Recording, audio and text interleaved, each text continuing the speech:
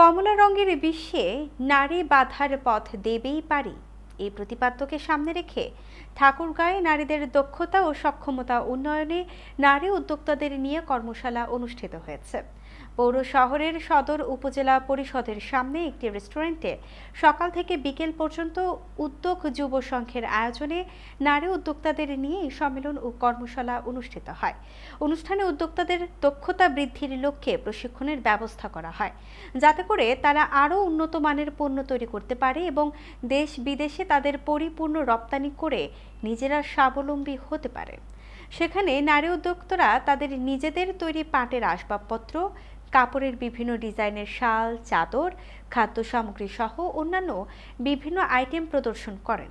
কর্মশালায় স্বাবলম্বী নারী উদ্যোক্তারা বলেন, নারীরা বিভিন্ন কাজের মধ্য দিয়ে আজ অনেক দূর এগিয়েছে। তারা নিজেরা স্বাবলম্বী হয়ে অন্যদের কাজের প্রতি আগ্রহ বাড়াচ্ছে। উদ্যোগ যুব সংঘের সমন্বয়কারী সাবুরা হানি ও চাঁদনী আক্তারের পরিচালনায় এ সময় উপস্থিত ছিলেন জেলা মহিলা দলের সাধারণ সম্পাদক নাজমা পারভিন, ওয়ার্ল্ড প্লাস স্কুলের পরিচালক জাকির হোসেন লিমন সহ অন্যান্যরা। 50 জন নারী উদ্যোক্তাদের নিয়ে এই কর্মশালা অনুষ্ঠিত হয়। আমি কাজ করছি ঘরোয়া খাবার নিয়ে।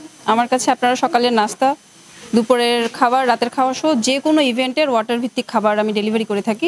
আমি কাজ করতেছি মূলত দেশীয় পণ্য, পাট পণ্য নিয়ে এবং হস্তশিল্প নিয়ে। আর আমার কাছে আছে পাটের সমস্ত রকমের জিনিস, গৃহসজ্জা হইতে শোপিস হইতে সবকিছুই আছে আমার কাছে।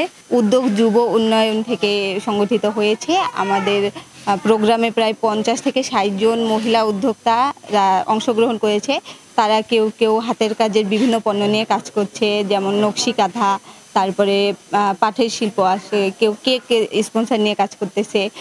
এরকম 50 জন উদ্যোক্তা নিয়ে আমাদের এই আজকের আয়োজনটি।